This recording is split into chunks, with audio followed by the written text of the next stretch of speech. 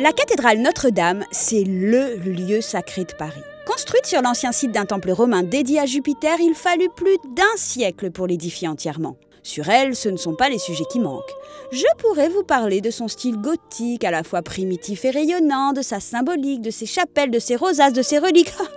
Que de choix! Mais aujourd'hui, on abordera le sujet des portes, des vantaux on dit, et plus précisément des pentures en fer forgé qui les ornent. Impressionnant, hein? C'est à se demander comment un homme a pu les réaliser. Eh bien justement, la légende raconte que l'homme en question, un certain Biscornet, aurait eu un peu d'aide. Une aide précieuse et efficace si on en juge par le résultat, mais une aide coûteuse puisqu'il s'agirait du diable en personne. On imagine aisément la joie du cher Biscornet quand il se vit confier la réalisation des pentures, sauf que rapidement s'est posé un petit problème.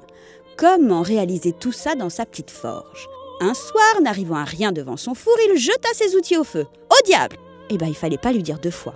Vous imaginez l'aubaine pour le maître des enfers? Venir poser sa marque sur la cathédrale? Biscornet tenta tant bien que mal de se défendre, refusant d'admettre que son exclamation fut un appel, rien n'y fit.